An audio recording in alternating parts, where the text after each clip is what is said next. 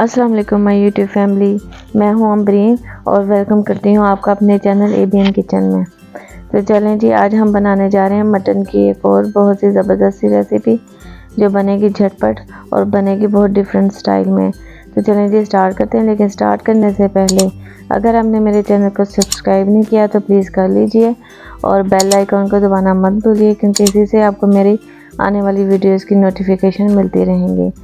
तो जी ये मैंने 1 कप ऑयल लिया है और इसके अंदर मैं डालूँगी कुछ साबुत मसाले जो कुछ यूँ है कि इसमें 1 चम्मच है सफ़ेद ज़ीरा, इसमें 2 से 3 बड़ी इलायची हैं, 3 से 4 इसमें छोटे पीसीज हैं दालचीनी के, 4 से 5 इसके अंदर लौंग हैं और 8 से 10 इसके अंदर साबुत गोल मिर्च हैं। ये हम इसके अंदर शामिल करते हैं।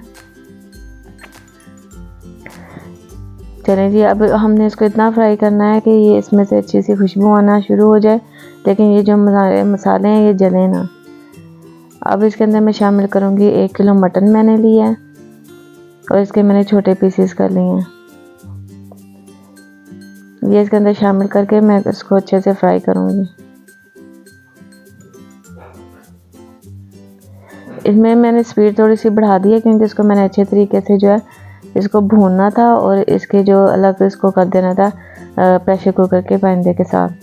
तो अब ये देखिए जी, अच्छे से हमारा जो गोश्त है वो अलग भी हो गया और अच्छे से फ्राई भी होना शुरू हो गया। हमने इसको इतना फ्राई करना है कि इसका जो पानी है खुश्क हो, जो कलर इसका चेंज हो जाए। अब इसमें मैं कुछ मसाले डालूँगी, जो 1 चम्मच कसूरी मेथी, आधा चम्मच हल्दी है, 1 चम्मच इसमें नमक है और 1 चम्मच भर के इसमें सूखा धनिया पिसा हुआ है और इसमें आधा चम्मच दादर मिर्ची यानी चिली फ्लेक्स, ये हम इसके अंदर शामिल कर देंगे और इसको अच्छे से मिक्स कर लेते हैं। ये देखिए हमारे गोश्त का कलर भी चेंज हो रहा है, मसाला भी अच्छे से भुन गया है। तो हम इसके अंदर डालेंगे 1.5 गिलास पानी का। ये मैंने नॉर्मल गिलास लिया पानी का, बहुत बड़ा गिलास हमने नहीं लेना। ये तकरीबन 1.5 गिलास मैंने इसके अंदर डाला है और इसको सिर्फ 15 मिनट के लिए इसको प्रेशर कुकर में पकने के लिए रख दूंगी, ताकि हमारा जो गोश्त है वो 95% इसमें गल जाए और बाकी का जो है वो फिर हम जब दोबारा इसको पकाएंगे तो उसमें 5% गल जाएगा। ये जी अब हम जो हमारा नेक्स्ट काम है ग्रिल करने का सब्जियों को, वो हम शुरू करते हैं। ये प्रेशर कुकर मैंने साइड पे किया और इस तरह का एक स्टैंड है जो मैंने लिया है। अगर आपके पास ग्रिल करने वाली जाली मौजूद है तो आप वो भी इस्तेमाल कर सकते हैं। तो ये जी मैंने 4 बड़े टमाटर लिए हैं और इसके साथ मैंने 2 प्याज लिए हैं बड़े साइज़ के। इनको जो मैं हल्का हल्का सा इसके ऊपर रोस्ट कर लूँगी। इस तरीके से चेक करते जाएंगे और उसकी जो है वो साइड चेंज करते जाएंगे, ताकि ये सारी तरफ से अच्छे तरीके से हमारी जो स्पाइसी ये सब्जियां ये ग्रिल हो जाएं। ठीक है, इसके साथ ही इसमें थोड़ा सा ऑयल लगा के ब्रश की मदद से मैं इसको तो और पका लूँगी। ऑयल मैंने इसलिए लगाया कि जब हम इसको इसके छिलके उतारेंगे तो ये अच्छे से जो है वो छिलके इसके उतर जाएंगे। ये अब देखिए हम चेक करते जा रहे हैं और इसकी साइड चेंज करते जा रहे हैं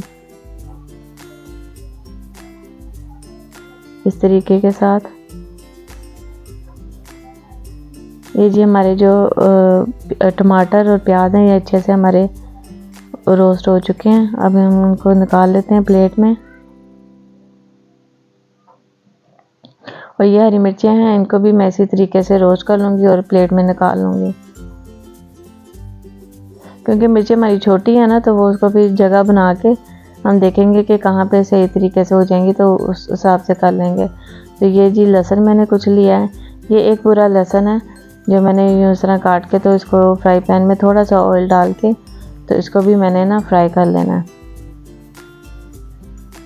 बिल्कुल थोड़ा सा ऑयल डालना है, ज़्यादा नहीं डालना, बस इतना कि ये इसके साथ चिपके ना और इसका कलर चेंज हो जाए।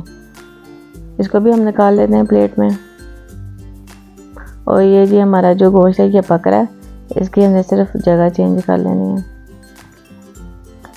और जी ये देखें कि ये हमारा जो है ये लहसुन अच्छे से फ्राई हो गया और ये जो हमारी सब्जियां हैं ये भी अच्छे से हो गई हैं। अब हमने जी करना सिर्फ ये है कि ये जो हमने इसके अंदर इसको किया था ना, रोस्ट किया था, इसमें जो ज़्यादा वाला काला वाला हिस्सा जो है वो उतार देंगे और थोड़ा थोड़ा इसमें रहने देंगे। इसका जो है बहुत अच्छा सा टेस्ट आएगा इसके अंदर। ये देखिए ऊपर ऊपर से जो ज़्यादा ब्लैक है वो उतार देंगे, बाकी थोड़ा जो वो रहने देंगे। इसी तरह बाकी सब्जियों को भी कर लेंगे। टमाटर का जो है ना वो हमने पूरा छिलका उतार देना है और इसको ऊपर से छुरी के साथ कट कर लेंगे। इस तरीके से कट करके ये सारे टमाटर हमने कर लेने हैं। ये जी ये देखिए हमारी सब्जियां जो हैं वो रेडी हैं चॉप करने के लिए। अब जी ये चॉपर में सारी सब्जियां डाल दूँगी मैं काट के और इनकी जो है चटनी बना लूँगी। अच्छे तरीके से इसको चॉप कर लें।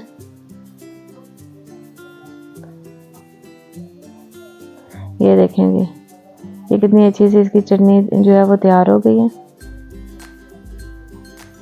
और चलें जी अब हम अपना चेक कर लेते हैं मटन।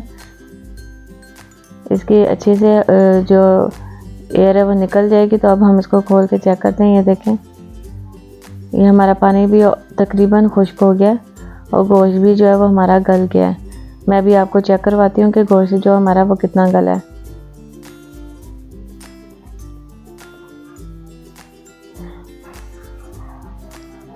ये देखें कितने आराम से टूट गया। मतलब गोश्त जो हमारा 95% गल चुका है।